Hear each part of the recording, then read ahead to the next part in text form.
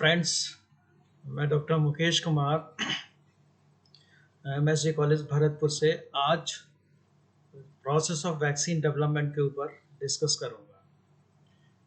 वैसे ये जो लेक्चर है ये बीएससी पार्ट 2 के स्टूडेंट्स के लिए है, लेकिन ये एमएससी स्टूडेंट्स के लिए भी यूज़फुल है और इन जनरल अगर देखा जाए तो कोई भी जो स्टूडेंट है या आम पब्लिक है उसके लिए भी काफ़ी ये यूज़फुल है।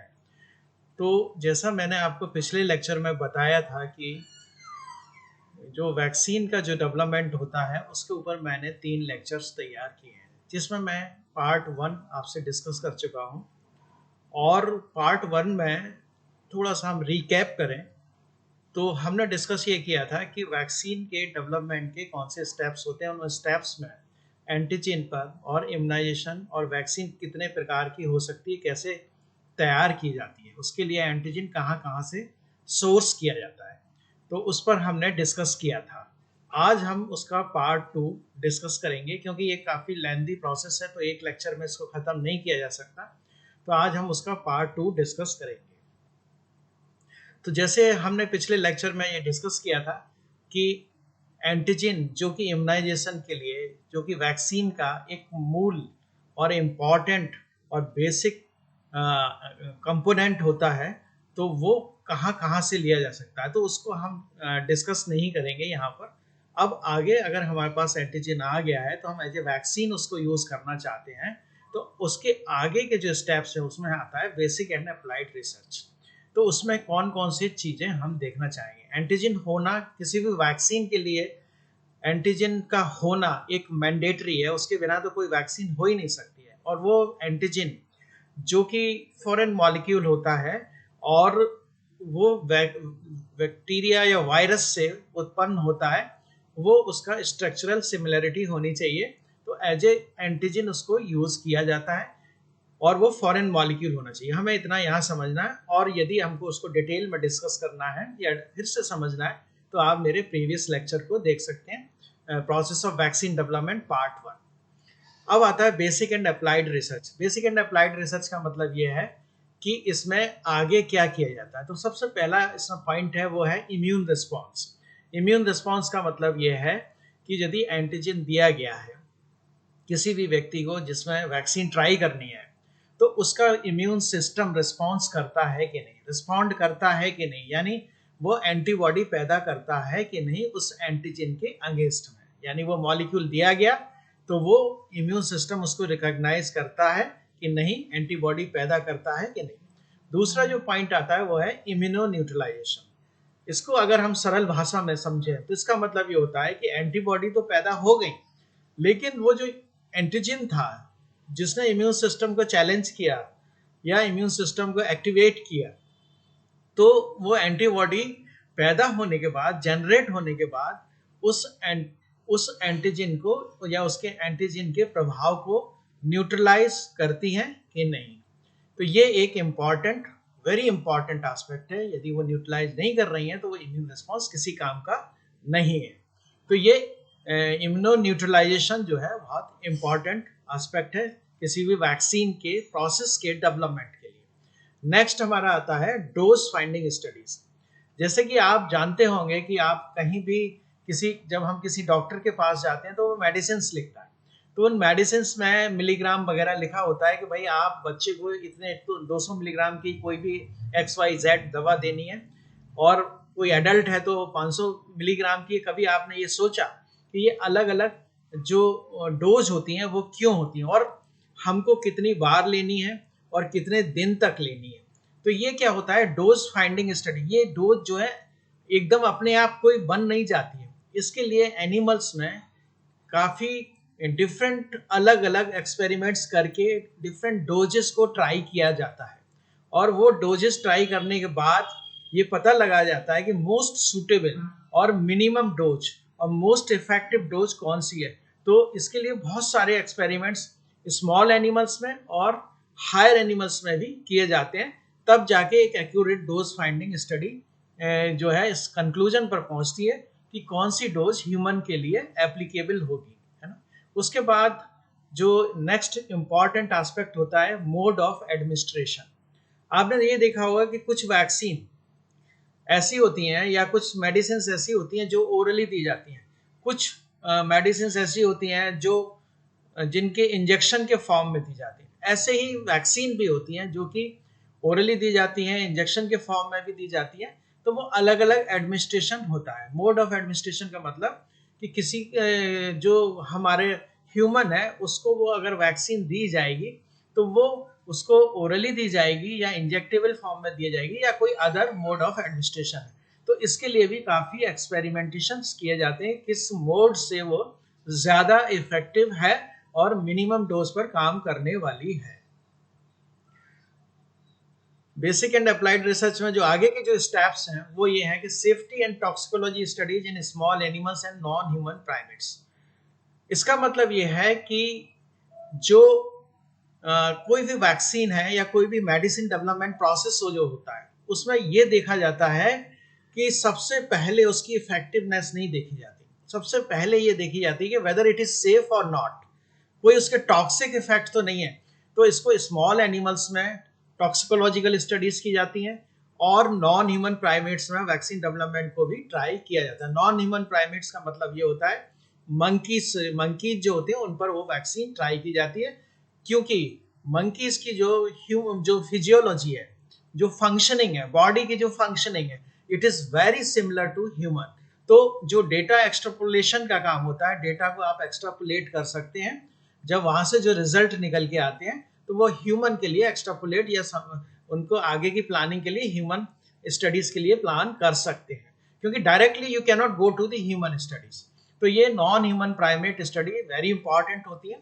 उसके बाद फिर आगे के स्टेप्स को फॉलो किए जाते हैं जब इन स्टडीज के रिजल्ट आ जाते हैं। इफ दे आर सेफ, यदि वो सेफ होते हैं, यानी कोई उसका कोई सेफ्टी का कोई इश्यू नहीं है, कोई वैक्सीन दी गई तो स्मॉल एनिमल्स में सेफ्टी, रोडेंट्स में कोई इश्यू नहीं है, और यदि नॉन ह्यूमन प्राइमेट्स में कोई आपको अनटूवर्ड इफेक्ट्स नहीं देखे जा रहे हैं, तो then we can proceed further, उसको उस वैक्सीन के आगे का क्लियरेंस दिया जाता है। इसके बाद नेक्स्ट स्टेप जो आता है वो है availability and strategy of large scale production antigen for mass immunisation. इसका मतलब ये हुआ कि अब जब हम लैब में एक्सपेरिमेंट करते हैं तो वो एंटीजन इतना ज्यादा मात्रा में या क्वांटिटी में उसकी आवश्यकता नहीं होती। अब जैसे करंट जो इशू चल रहा है वो चल रहा है कोविड-19 का, तो उसमें क्या हो रहा है कि यदि ये वैक्सीन अगर मार्केट में आती है, बहुत सारी वैक्सीन पर काम चल रहा है, तो अगर ये वैक्सीन मार्केट में आती है तो ये मान लीजिए कि जो 7 बिलियन पॉपुलेशन है वर्ल्ड की, वो सबको लगाई जाएगी। तो सबको लगाने के लिए उसका मास प्रोडक्शन है, यानी वो एंटीजन का मास प्रोडक्शन जो कि एज ए वैक्सीन यूज होना है, वो उसकी अवेलेबिलिटी कैसे होगी, और इतना जो एंटीजन है क्या वो उपलब्ध हो सकेगा, उसकी स्ट्रैटेजी क्या होगी और उसका स्टोरेज कैसा होगा। तो उसका ये एक बहुत इंपॉर्टेंट इशू है, और आप देख भी रहे होंगे कि गवर्नमेंट ऑफ इंडिया और वर्ल्ड की जो डिफरेंट कंट्रीज हैं वो इस पर अभी काम कर रहे हैं कि यदि कोविड की वैक्सीन आती है तो सबको किस तरह से लगाया जाए, और प्रायोरिटी में ये देख रहे हैं कि सबसे पहले किसको लगाई जाए, क्योंकि एकदम तो सारी क्वांटिटी सबके लिए अवेलेबल नहीं हो पाएगी, और एक स्टोरेज का भी इशू होता है। कई बार उसको आपको 0 डिग्री पर रखना पड़ता है, कई बार 4 डिग्री पर रखना पड़ता है। तो बहुत सी जगह ऐसी हैं कि ये आपको जब बिल्कुल ग्राउंड लेवल पर जब आप वैक्सीन लेके जाएंगे तो क्या स्टोरेज की वहाँ फैसिलिटी है, क्योंकि अगर आप प्रॉपर स्टोरेज नहीं होता है तो हो सकता है कि वो जो वैक्सीन के लिए एंटीजन यूज किया जा रहा है उसकी इफेक्टिवनेस भी अफेक्ट हो जाए। तो ये सारे इश्यूज होते हैं, they are not very easy, they are very difficult. सारे इश्यूज को लेके ही सारे काम किए जा सकते हैं, क्योंकि हो सकता है कि अगर हम ये पूरे प्रोटोकॉल अगर हम फॉलो नहीं करें तो उसके साइड इफेक्ट्स भी हो सकते हैं।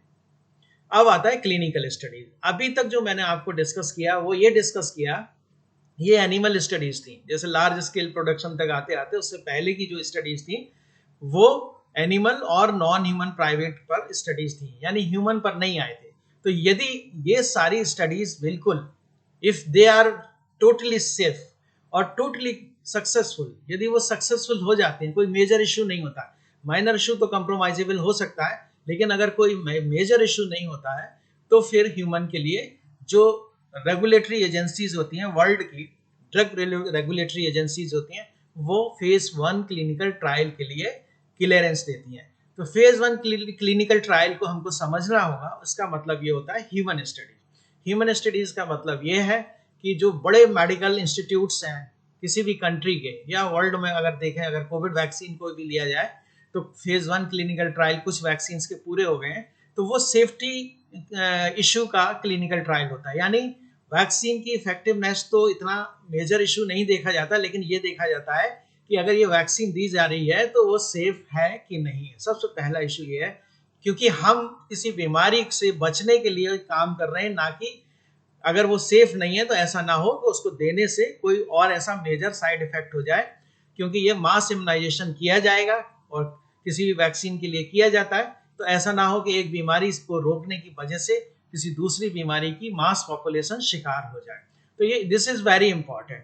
तो फेज 1 क्लिनिकल ट्रायल में कुछ ही लोगों को लिया जाता है और उनकी कंसेंट ली जाती है, जो भी वॉलंटियर्स होते हैं, और उनको एक्सप्लेन किया जाता है कि this is new approach, this is new vaccine और ये आपको दी जा रही है, और यदि कोई साइड इफेक्ट हुआ तो गवर्नमेंट जो किसी भी कंट्री की होती है उनका फ्री ऑफ कॉस्ट इलाज करती है, और यदि कोई प्रॉब्लम होती है तो इमीडिएटली फेज 1 क्लिनिकल ट्रायल को स्टॉप कर लिया जाता है जब तक कि वो इशू, सेफ्टी का इशू रिजॉल्व नहीं होता है।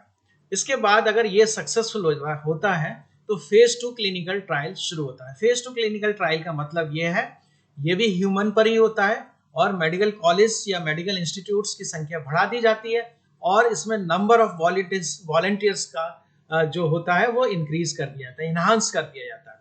इसका मतलब ये होता है कि जो फेज 1 में रिजल्ट अगर हमारे सही आए हैं तो इसमें भी सेफ्टी प्राइम कंसर्न रहता है कि कोई सेफ्टी का इश्यू तो नहीं है, कोई ऐसा तो नहीं है कोई इसका साइड इफेक्ट हो रहा है। और ये अलग अलग सिटीज में इसको रन किया जाता है और वॉलंटियर्स को सिलेक्ट किया जाता है, उनको एक्सप्लेन किया जाता है, और इसके साथ साथ इसकी एफिकेसी का मतलब ये होता है इफेक्टिवनेस, यानी वो वैक्सीन इफेक्टिव है कि नहीं है, यानी उसमें इम्यून रिस्पॉन्स हो रहा है, एंटीबॉडी डेवलप हो रही है, और इम्यूनो न्यूट्रलाइजेशन जो अभी मैंने आपको पिछली स्लाइड में बताया था कि यानी वो एंटीजन अगर जो आता है तो उसके दुष्प्रभाव को खत्म कर रही है कि नहीं कर रही है। तो यानी फेज 2 क्लिनिकल ट्रायल फेज 1 से इस मायने में डिफरेंट है कि इसमें सेफ्टी प्लस एफिकेसी दोनों को देखा जाता है, और यदि ये सक्सेसफुल होता है तो आगे के लिए फेज 3 क्लिनिकल ट्रायल के लिए हम जाते हैं, और यदि इसमें कोई प्रॉब्लम होती है तो इसको स्टॉप कर दिया जाता है, और इसके जो इश्यूज होते हैं यानी जो भी प्रॉब्लम होती है वो साइंटिस्ट को रेफर की जाती है और उनसे ये कहा जाता है कि before going for phase 3 clinical trial you have to resolve it, otherwise इसको स्टॉप कर देंगे। Phase 2 clinical trial test the vaccine safety and efficacy result are analysed, if found safe then move to phase 3 clinical trial. इसका वही मतलब है जो मैंने आपको डिस्कस किया कि इसको सेफ्टी प्लस एफिकेसी दिया जाता है और इसके बाद फेज 3 क्लिनिकल। अभी आपने सुना भी होगा कि कोविड वैक्सीन के लिए जो फेज 3 क्लिनिकल ट्रायल यूके में चल रहा था तो उसमें केवल एक पेशेंट को कोई प्रॉब्लम हुई थी। ये भी हो सकता था कि वो किसी दूसरे कारण से हुई हो, लेकिन इमीडिएटली इट वाज स्टॉप्ड। वहां पर फेज 3 क्लिनिकल ट्रायल स्टॉप कर दिए गए, इंडिया में भी इसको स्टॉप कर दिया गया, लेकिन अगेन उन्होंने फिर फेज 3 क्लिनिकल ट्रायल स्टार्ट कर दिए, उस इश्यू को रिजॉल्व किया है, तभी वो उन्होंने आगे जो है इसके लिए प्रोसीड किया होगा। अदरवाइज क्योंकि safety is very important issue. Phase 3 clinical trial में क्या होता है कि इस स्लाइड में आप देखिए कि it includes 1000 of volunteers at the large scale at centre internationally with further retesting of safety efficacy other aspect required for final approval of vaccine development. इसका मतलब ये हुआ कि फेज 3 क्लिनिकल ट्रायल यानी फेज 1 और फेज 2 अगर पूरी तरह से सेफ हैं, सक्सेसफुल हैं टू सम एक्सटेंट, जो भी रिक्वायर्ड है, एसेंशियली रिक्वायर्ड पैरामीटर्स हैं, अगर उन पर उनकी कसौटी पर अगर वो खरे उतरते हैं तो फेज 3 क्लिनिकल ट्रायल शुरू किया जाता है, और इसमें काफ़ी लार्ज नंबर ऑफ वॉलंटियर्स को रिक्रूट किया जाता है, ह्यूमन वॉलंटियर्स को रिक्रूट किया जाता है। जैसे अभी आपने सुना होगा कोविड वैक्सीन के केस में भी कि 30,000 ह्यूमन वॉलंटियर्स को यूके में उन्होंने ट्रायल के लिए रिक्रूट किया, और वो चल रहा है और उसके रिजल्ट्स अभी डिस्कस होने बाकी हैं, पूरा होना बाकी है। तो ऐसे ही इसमें भी किसी भी वैक्सीन के लिए इसमें लार्ज नंबर ऑफ वॉलंटियर्स को रिक्रूट किया जाता है और सारे इश्यूज हैं, सारे इश्यूज का मतलब ये है यानी safety, efficacy, dose finding, reversibility और बहुत सारे जो इश्यूज हैं वो सारे इसमें चेक किए जाते हैं। और यदि वो मैक्सिमम पैरामीटर्स पर और कंप्रोमाइजेबल स्टेज में आ जाती है, यानी कहने का मतलब ये है कि कोई बहुत बड़ा इश्यू नहीं होता, तो फेज 3 क्लिनिकल ट्रायल के रिजल्ट्स को डिस्कस करने के बाद अगर वो सक्सेसफुल होते हैं तो किसी भी वैक्सीन को आगे के लिए प्रोसीड किया जाता है। इसका मतलब ये नहीं है कि फेज 1, फेज 2, फेज 3 सारे सक्सेसफुल हो गए तो वो वैक्सीन हमेशा के लिए क्लियरेंस उसको दे दिया गया, अब वो लार्ज स्केल के लिए यूज की जा सकती है। इट डजंट मीन, ऐसा बिल्कुल भी नहीं है।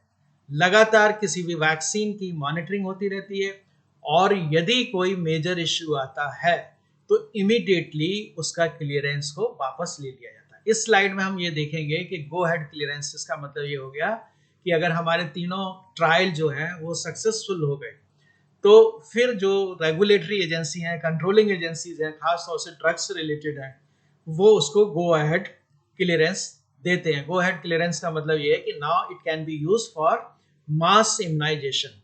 लेकिन जैसा मैंने आपको पहले भी डिस्कस किया, इसका मतलब ये नहीं है कि अगर कोई मेजर इशू आता है तो उसको सीरियसली रिसर्च किया जाएगा और उस ट्रायल को या उसका जो मास इम्यूनाइजेशन है उसको रोक दिया जाएगा। तो इसमें go ahead clearance is given by international and national controlling organisations. जैसे WHO है इंटरनेशनली, देखें इंडिया में जो है Indian council of medical research है, ड्रग कंट्रोलर ऑफ इंडिया है, ये जो है रेगुलेटरी एजेंसीज हैं, ये क्लियरेंस देते हैं बेस्ड ऑन दी डेटा जो उनको phase 1, phase 2, phase 3 clinical trial के आधार पर मिले हैं। तो vaccine is finally launch by controlling and regulatory agencies. Technology transfer and mass production and distribution of immunisation, ये स्लाइड इसी से रिलेटेड है। जैसे अब मैंने आपको जैसे डिस्कस किया कि अब मान लीजिए हम कोविड-19 की वैक्सीन का ही एग्जांपल ले लें, तो अब साइंटिस्ट तो मास प्रोडक्शन नहीं कर सकते, वो टेक्नोलॉजी उनके पास है। तो जो हमारी फार्मा कंपनीज हैं, जो जो वैक्सीन कंपनीज हैं, जैसे अपने यहाँ सीरम इंडिया लिमिटेड है, वो वर्ल्ड की 60% वैक्सीन का प्रोडक्शन करती है, तो उनको टेक्नोलॉजी ट्रांसफर की जाती है और वो लार्ज स्केल पर उनकी भी कैपेसिटी होती है, उसका प्रोडक्शन करती हैं, एंटीजन का प्रोडक्शन करती हैं जो कि वैक्सीन के लिए यूज किया जाएगा और उसकी डोजेस का पैकेजिंग करती हैं। पैकेजिंग का मतलब ये होता है कि कैसे पूरे कंट्री में ग्राउंड लेवल पर उनका डिस्ट्रीब्यूशन, इम्यूनाइजेशन होगा। तो technology transfer and mass production and distribution, और पूरी तरह से ये इंश्योर किया जाता है कि ये इसकी इफेक्टिवनेस ड्यूरिंग जो आपका ट्रांसपोर्ट सिस्टम है उसमें कहीं भी उसकी जो वैक्सीन की इफेक्टिवनेस है या वैक्सीन की इंटीग्रिटी है वो कहीं भी डिस्टर्ब नहीं हो। तो ये एक बहुत इंपॉर्टेंट एस्पेक्ट है साइंटिफिक एस्पेक्ट के अलावा, कि ये जो है इसको पूरी तरह से केयर किया जाना चाहिए और ये किया भी जाता है। Mass distribution and immunisation programme are launch under strict vigilance of regulatory and controlling authorities. जैसा मैंने आपको पहले भी इसके बारे में थोड़ा सा बताया, तो ऐसा नहीं है कि ये मान लीजिए ग्राउंड लेवल पर कोई वैक्सीन आ गई तो उसकी स्ट्रिक्टली मॉनिटरिंग नहीं होगी, लगातार मॉनिटरिंग रहती है। अगर कोई मेजर इश्यू आता है या कोई प्रॉब्लम होती है तो अगेन जो इसके एक्सपर्ट हैं, जो लोग इसके ओरिजिनेटर हैं, यानी जिन्होंने इसको डेवलप किया है, उनको ये रेफर किया जाता है कि दिस इज द इशू, आपको एड्रेस करना है। अगर कोई मेजर इशू होता है, माइनर इश्यूज होते हैं तो इतनी बड़ी प्रॉब्लम नहीं होती है, क्योंकि किसी भी आप कोई भी मेडिसिन या वैक्सीन, कोई ड्रग लेते हैं तो छोटी मोटी प्रॉब्लम तो होती है उससे रिलेटेड, लेकिन अगर कोई मेजर इशू है तो उसको टैकल किया जाता है और लगातार इसकी मॉनिटरिंग रहती है। तो मैंने जो अभी ये दूसरा जो पार्ट है उसमें आपको ये बताया गया कि जो पहला पार्ट था उसमें हमने ये डिस्कस किया कि जो एंटीजन जो फर्स्ट फेज होती है, यानी यू शुड हैव एंटीजन, बिना एंटीजन के you can not imagine to have the vaccine, यानी आप कल्पना भी नहीं कर सकते कि आप वैक्सीन कोई डेवलप कर सकते हैं। तो पहले आपके पास एंटीजन होना चाहिए, जो फर्स्ट पार्ट में डिस्कस किया। अलग अलग सोर्स होते हैं एंटीजन बनाने के, वैक्सीन बनाने के अलग अलग सोर्स होते हैं। उसके बाद उसको कैसे प्रिपेयर किया जाता है। सेकंड पार्ट में अगर हम थोड़ा सा 1 मिनट में अगर इसको रिवाइज करें तो इसमें ये डिस्कस किया कि एनिमल स्टडीज कैसे होती हैं और डिफरेंट जो एस्पेक्ट हैं कि यानी इम्यून रिस्पॉन्स कैसे जनरेट होता है, न्यूट्रलाइजिंग एंटीबॉडी कैसी होती हैं, और finally phase 1, phase 2, phase 3 clinical trial कैसे कंप्लीट किए जाते हैं। तो इस तरह से कोई भी वैक्सीन मार्केट में आती है। तीसरे पार्ट में हम डिस्कस करेंगे कि जो कोविड की जो सिचुएशन चल रही है, पूरे वर्ल्ड में चल रही है, और पूरा विश्व जो है इससे चिंतित है और धराशायी हो गई है पूरी हमारी इकोनॉमी, पूरे वर्ल्ड की अगर देखें बहुत सारे जॉब्स चले गए हैं। तो लोग जो है क्यूरियोसिटी के साथ और बड़ी चिंता के साथ ये देख रहे हैं कि ये वैक्सीन या कोई भी वैक्सीन कोविड को न्यूट्रलाइज करने के लिए कैसे आएगी और किस स्टेज पे चल रही है। उस पर मैं हम फाइनली एक लेक्चर और आपको के साथ डिस्कस करेंगे। Hopefully it will be useful for you.